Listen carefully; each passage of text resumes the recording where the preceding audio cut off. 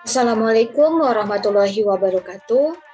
Perkenalkan, nama saya Telia Flandika Lipasanti dari Program Studi Manajemen Fakultas Ekonomi dan Bisnis Universitas Pancasakti Bekasi Kampus D dengan NIM 2892150224. Tujuan saya membuat video ini adalah untuk melengkapi tugas mata kuliah Emotional Intelligence dengan dosen pengampu Bapak Sudi Suharjo MM. Soalan pertama itu bagaimana cara mengelola kecerdasan emosional Anda saat belajar dengan metode online singkat belajar konvensi. Yang pertama adalah memastikan bahwa suara atau pencahayaan sinyal dan video berkualitas tinggi. Ini berguna untuk kenyamanan agar daring terasa lancar dan nyaman. Yang kedua, menguatkan interaksi antara tenaga pengajar dengan peserta daring atau dalam kurung mahasiswa atau mahasiswi. Menciptakan hubungan antara keduanya menjadi hal yang sangat penting. Koreksi yang dibangun di awal membuat peserta Zoom atau peserta didik merasa lebih nyaman menggunakan media daring ini untuk bertanya dan mengajukan komentar selama kelas berlangsung. Yang ketiga, selalu mengingatkan para peserta Zoom untuk senantiasa menyalakan video mereka. Hal sederhana ini membuat mereka merasa lebih bertanggung jawab untuk memperhatikan jalannya kelas dan lebih termotivasi untuk menghindarkan godaan-godaan yang kerap muncul ketika belajar di rumah. Agar peserta Zoom senantiasa menyimak jalannya perkuliahan. Yang keempat, tenaga pengajar memposisikan kamera tepat di depan monitor sejajar dengan mata, serta berdiri selama berjalannya kelas juga memungkinkan para tenaga pendidik atau pengajar untuk mengekspresikan diri menggunakan bahasa tubuh dan tangan. Hal ini akan menjadi daya tarik pembelajaran daring yang tidak kaku dan membantu mengomunikasikan pesan yang ingin disampaikan sehingga peserta Zoom tertarik untuk melihat lebih lama atau lebih mendengarkan penjelasan di layar Zoom. Yang kelima, mengadakan kuis dan debat pendapat, setidaknya 1 kali 4 kali pertemuan. Hal ini berguna untuk mendorong mahasiswa atau mahasiswi untuk menjawab dan terlibat dalam kelas yang sedang berlangsung, serta membuat kelas daring terasa lebih hidup dan mengasihkan. Soal yang kedua, apakah kesulitan saudara atau saudari saat mengikuti perkuliahan secara daring, sehingga kecerdasan emosional saudara terbangun dengan baik dan tetap dengan fokus dan konsisten, tetap semangat dan meraih cita-cita dan mimpi saudara?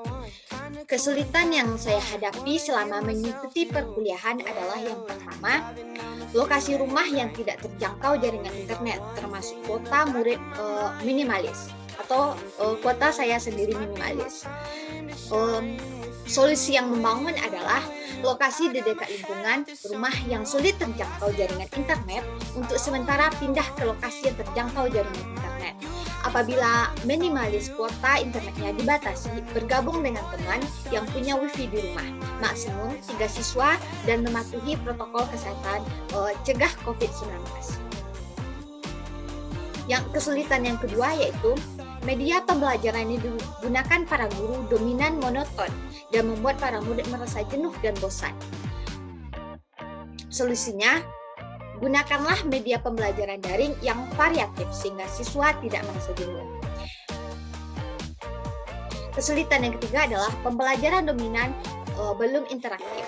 Solusinya, diupayakan menggunakan media daring variatif yang bisa untuk interaktif. Yang keempat, kesulitannya adalah karakter ataupun perilaku para murid sulit dipantau. Apabila menggunakan media daring yang bisa live, misalnya Zoom Meeting, Google Meet, webinar, dan lain-lain, agar karakter dan perilaku para murid relatif terpantau. Yang kelima, pembelajarannya cenderung tugas online. Materi yang akan disampaikan dalam pembelajaran sebaiknya sehari sebelumnya sudah diberi kepada siswa untuk dibaca terlebih dahulu. Ketika guru menjelaskan materi, para murid dominan bisa lebih memahami, bisa bila masih ada kesulitan, bisa ditanyakan. Tugas yang diberikan ada batas waktu untuk mengumpulkan dan dinilai. Yang keenam, kesulitan keenam yang saya rasakan adalah tugas yang diberikan kepada murid menumpuk atau kepada saya sendiri menumpuk. Mengumpulkan tugas tidak terlambat. Bila tugas sudah diterima, segera dikoreksi atau dinilai dan hasilnya segera diinfokan kepada para murid. Yang ketujuh, penyerapan materi pelajaran yang minimalis.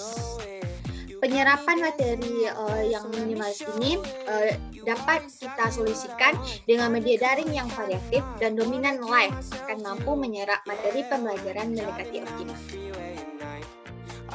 Soal yang nomor 3, jelaskan pendapat kamu jika kamu menjadi seorang guru atau tenaga pendidik. Jika saat mengajar peserta didik tidak menyimak dan tidak memperhatikan apa yang akan kamu lakukan. Jika saya dalam posisi menjadi tenaga pengajar atau dosen, ketika saya merasa peserta didik tidak lagi memperhatikan saya, maka hal yang saya lakukan adalah mencoba memberi pertanyaan tersebut kepada diri saya sendiri. Kenapa? Apakah penjelasan saya membosankan? Apakah penjelasan saya tidak menarik? Atau penjelasan saya terlalu monoton? Dan pertanyaan sejenis lainnya. Saya akan terus bertanya ke dalam diri saya, serta terus berusaha mencari solusi agar ketika saya menjelaskan sebuah materi, peserta didik saya dapat mendengarkan dengan baik. Contoh solusi yang saya pertimbangkan adalah yang pertama, menciptakan suasana yang nyaman dan menarik. Suasana yang nyaman akan menghilangkan kecanggungan siswa, baik di kalangan guru maupun di antara sesama siswa itu sendiri. Sebagai seorang guru atau tenaga pendidik, kita dapat menjelaskan tentang materi-materi yang ingin disampaikan secara menarik. Yang kedua, keakraban guru terhadap siswa. Tenang saja, jika ada keakraban, maka suasana belajar akan lebih rileks dan siswa akan lebih menangkap pelajaran. Selain itu, siswa tidak akan ragu untuk mengajukan pertanyaan jika paham tentang materi, jika tidak paham atau kurang paham dengan materi yang telah disampaikan. Yang ketiga, berikan hiburan untuk menunjukkan kepedulian guru. Guru bisa mencari materi yang lucu dan membuat siswa tertawa, tapi sesuaikan dengan materi yang ingin disampaikan.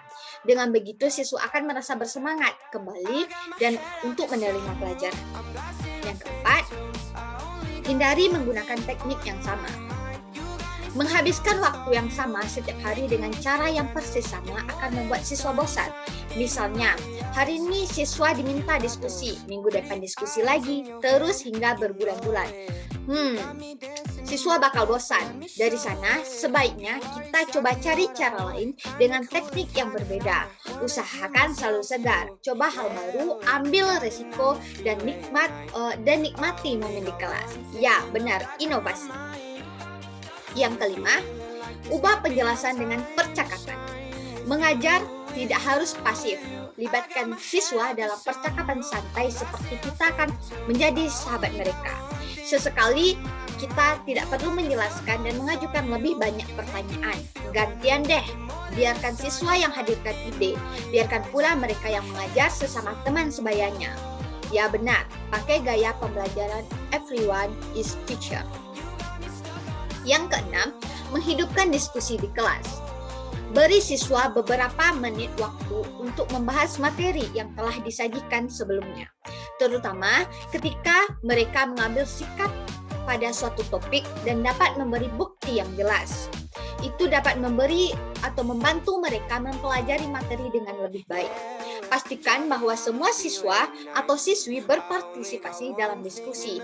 Intinya, semakin sering siswa berargumen, semakin seru proses belajar. Yang ketujuh, cobalah menjadi murid lagi. Mempelajari karakter siswa itu kadang lebih mudah daripada memahami mereka. Maka dari itulah, kita sebagai guru perlu menjadi murid lagi. Istilahnya, pembelajaran sepanjang hayat kan? Ya, Meskipun sudah jadi guru, bukan berarti kita diminta untuk menjadi pendidik yang maha benar. Guru juga pernah salah, pernah keliru, dan dari salah maupun keliru itulah kemudian kita berbenah menjadi lebih baik dari hari ke hari.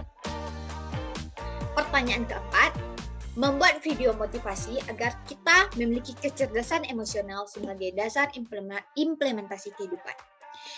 Dalam menilai kecerdasan,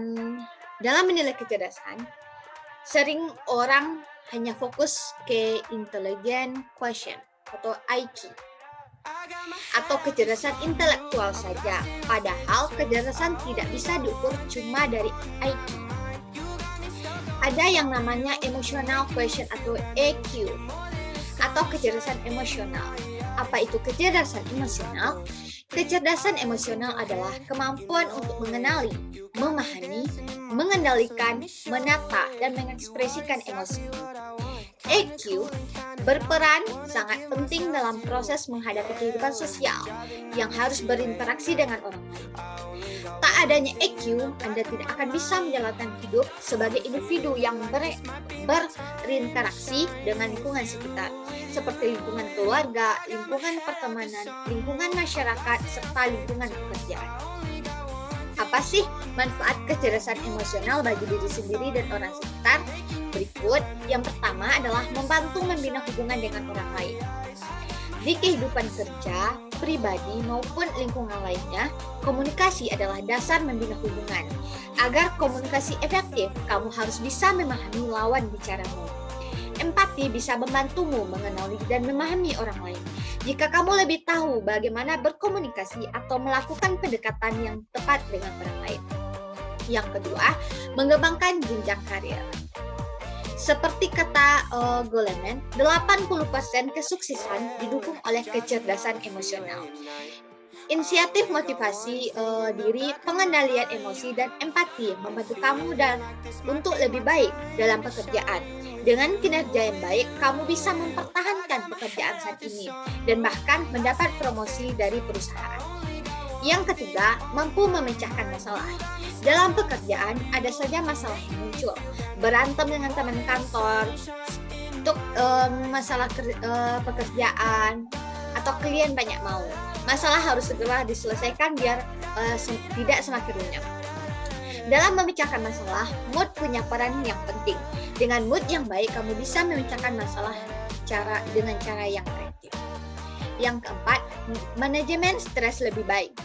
Beban kerja, konflik, dan teman kantor, dan masalah-masalah tak terduga lainnya yang bikin stres. Data dari The American Institute of Stress atau AIS menyebutkan 83 pekerja di Amerika Serikat mengalami stres karena pekerjaan. Jika dibiarkan, stres dapat mengganggu kesehatan seperti gangguan pencernaan, penyakit jantung, gangguan tidur, kecemasan berlebihan, hingga depresi. Ini semua bisa mengganggu produktivitas. Yang kelima, meningkatkan produktivitas.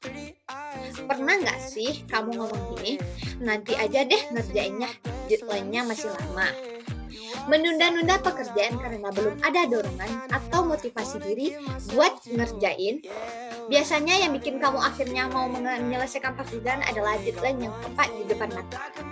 Dengan kecerdasan emosional yang tinggi, kamu akan selalu memiliki motivasi diri untuk menyelesaikan hal-hal yang memang harus diselesaikan. Motivasinya nggak selalu tentang uang atau deadline.